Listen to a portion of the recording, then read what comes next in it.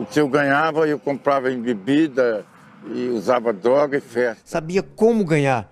O problema todo meu foi administrar. Essa coisa de grana é muito ilegal. Quanto você tem hoje dos milhões que você ganhou da época do Menudo? Sentir saudades de você, Mr. M. O príncipe negro. Eles tinham fama e estavam entre as estrelas da televisão brasileira. Mas infelizmente encontraram muitas dificuldades pelo caminho. Vamos agora conhecer alguns famosos que perderam tudo, ou praticamente tudo, nas suas vidas.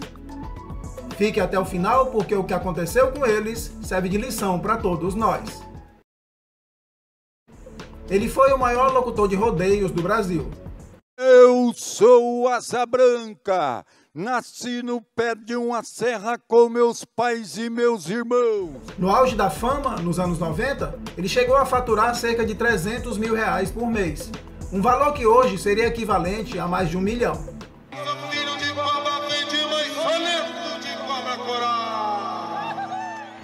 Asa Branca ficou rico, teve carros de luxo e um avião particular. Participou até de novelas da Globo e namorou algumas famosas. Mas o álcool e as drogas mudaram a vida de Asa Branca. Ele começou a faltar aos compromissos e teve vários contratos cancelados. A coisa piorou quando ele contraiu AIDS. Você não usava preservativo, é verdade? Você não gostava? O que acontecia? Da roça, né? Estacava para trás e deixava pular. Logo em seguida ele teve câncer na garganta e ficou muito doente. Sem poder trabalhar, perdeu tudo o que tinha. E acabava os rodeios, eu convidava todo mundo. O que eu ganhava, eu comprava em bebida e usava droga e festa. Asa Branca morreu em 2020, aos 57 anos. Estava casado, pai de 5 filhos com 5 mulheres diferentes e morava numa pequena casa alugada de 2 cômodos. Um abraço do Asa Branca, fique com Deus, meu povão! A Legião Urbana foi uma das bandas que encantaram a juventude brasileira nos anos 80 e 90. Na sua tela, no Senado, cheira pra todos. As músicas ficaram na história do rock nacional e são lembradas até hoje. E eu dizia ainda é cedo, cedo, cedo, cedo. O grupo era formado por Renato Russo, Dado Villa-Lobos, Marcelo Bonfá e Renato Rocha. Este último, mais conhecido como Negrete, infelizmente abusou do álcool e das drogas e foi convidado a se retirar em 89. Ele perdia um voo aqui, ele não chegava no ensaio aqui. Até que chegou um dia que a gente falou, chega, cara, pô, você tá atrapalhando. Após a saída da banda, a vida de Renato Rocha só piorou. Ele perdeu tudo que havia ganho e em 2012 foi encontrado por uma equipe de reportagem vivendo como morador de rua. Você tem saudade daquela época do Legião? Marcou história, né? Toca todo dia. Apesar da situação em que vivia, Renato Rocha era sempre reconhecido por alguns fãs. Em fevereiro de 2015, ele foi encontrado morto num quarto de hotel no Guarujá, em São Paulo. A causa da morte foi parada cardiorrespiratória.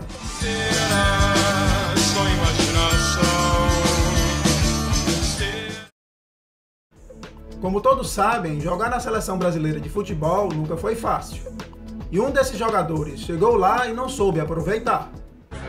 Pode sair o gol do empate, Valdir Pérez. Perivaldo chegou a ter carros de luxo e a morar numa mansão, mas frequentemente não cumpria os seus compromissos.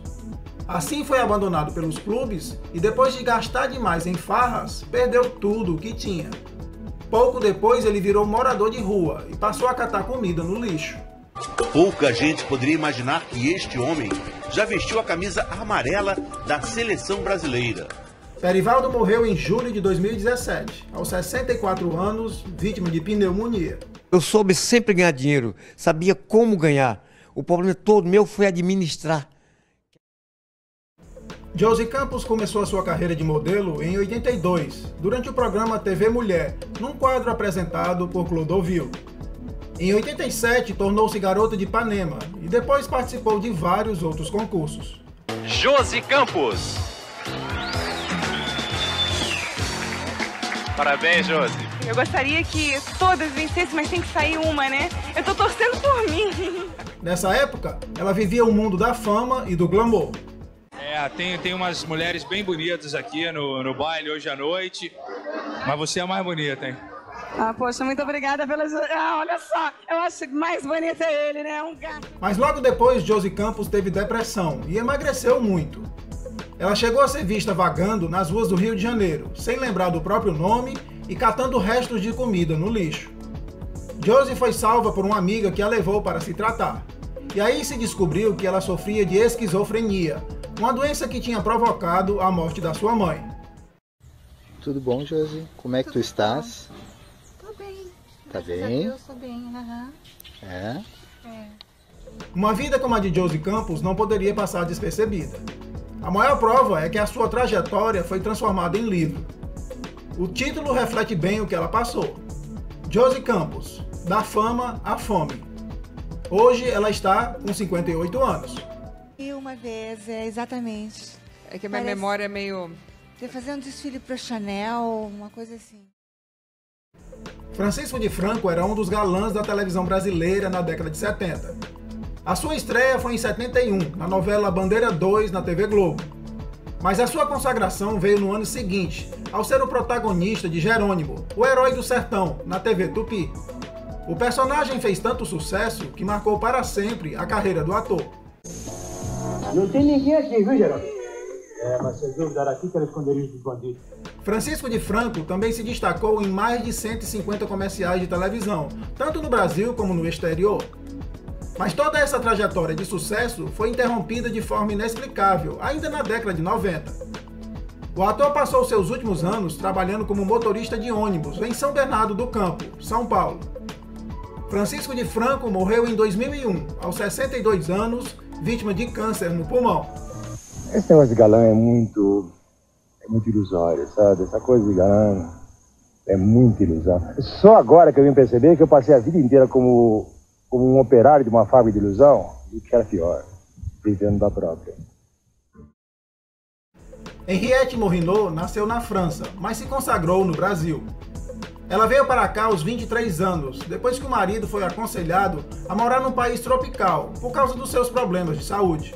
Sim, pensei, mas este senhor com certeza não teria coragem de me desafiar, não, a recusar vender uma escrava. Madeleine Besançon teria para ele péssima repercussão. Nos anos 80, a atriz sofreu uma isquemia cerebral e ficou paralítica. Sem poder trabalhar, viúva e sem filhos, ela precisou da ajuda de amigos para sobreviver.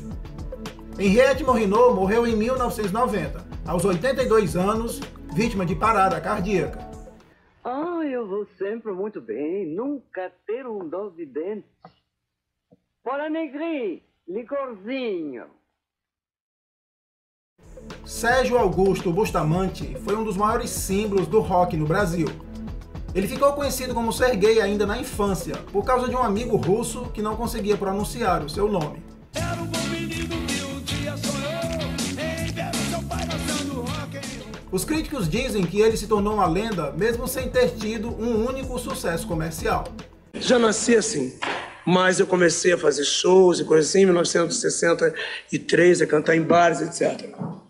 Já cantando rock? Não, mas não profissionalmente. Serguei também ficou conhecido por ter namorado a cantora americana Janis Joplin, falecida em 1970, aos 27 anos.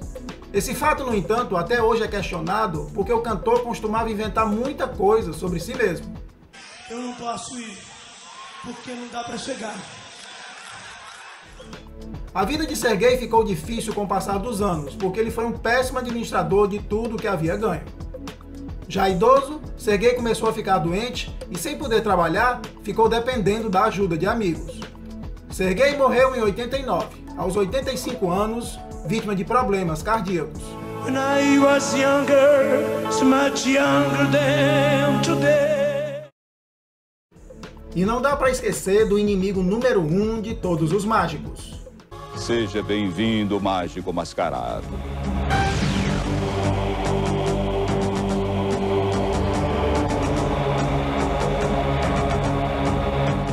Aqui no Brasil ele ficou conhecido como Mr. M, mas no exterior era apresentado como Val Valentino, nome artístico do mágico americano Leonard Montando. Os seus números consistiam em revelar como eram feitos os maiores truques de magia. Veja de novo, agora dentro da caixa. Trata-se de uma mulher bem flexível. As caixas são separadas. Mulher de um lado, nada do outro. Daí a raiva que ele despertou nos seus colegas e os inúmeros processos que ganhou. No começo, Mr. M se apresentava mascarado, mas depois revelou a sua identidade. Valentino. Com o passar dos anos, Mr. M deixou de ser moda e os seus números diminuíram muito. Para piorar, ele foi diagnosticado com câncer de próstata terminal e ficou impedido de trabalhar. O mágico chegou a organizar uma vaquinha para ajudar no tratamento. Algum tempo depois, em 2020, Mr. M declarou que estava curado do câncer, mas aos 65 anos, a sua carreira jamais voltou a ser a mesma de antes. Sentir saudades de você, Mr. M. O príncipe negro dos sortilégios. Só quem viveu os anos 80 sabe o fenômeno que foi o Menudo, uma boy band porto-riquenha que explodiu no mundo inteiro.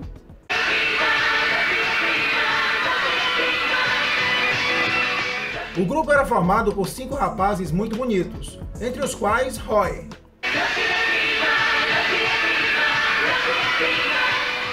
A banda era conhecida por trocar os seus integrantes sempre que eles completassem 16 anos. Assim, no auge da fama e do sucesso, Roy deixou o grupo em 86 e tentou uma carreira solo.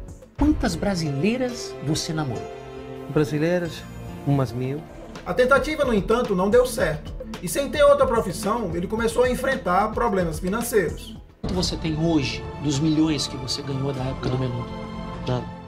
Roy chegou a se mudar para o Brasil e casou com uma brasileira. Por aqui deu muitas entrevistas e participou da 7ª edição do reality show A Fazenda. Durante o programa, ele revelou que sofreu abusos do empresário do Menudo, Edgardo Dias, e por isso entrou numa depressão gravíssima. Por algum tempo, Roy sobreviveu da renda de uma lanchonete que tinha aberto em Porto Alegre. Hoje, aos 51 anos, ele continua vivendo no Brasil e atua como missionário de uma igreja evangélica.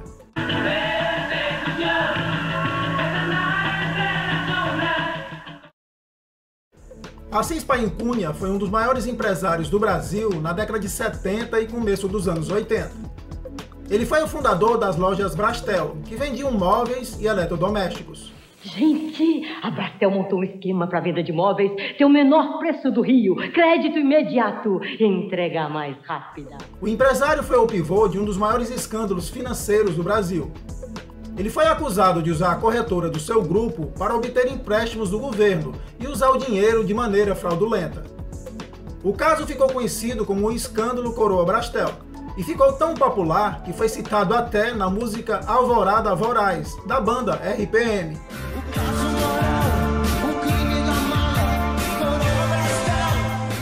Assis Paim Cunha foi condenado a 8 anos de detenção em regime semiaberto.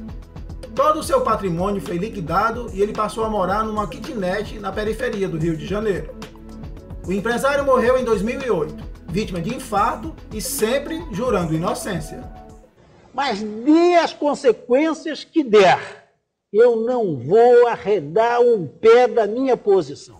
Esses são alguns famosos que enfrentaram ou ainda enfrentam dificuldades nas suas vidas. Sempre é bom lembrar que o que aconteceu com eles serve de lição para todos nós. Obrigado por me acompanhar e até a próxima!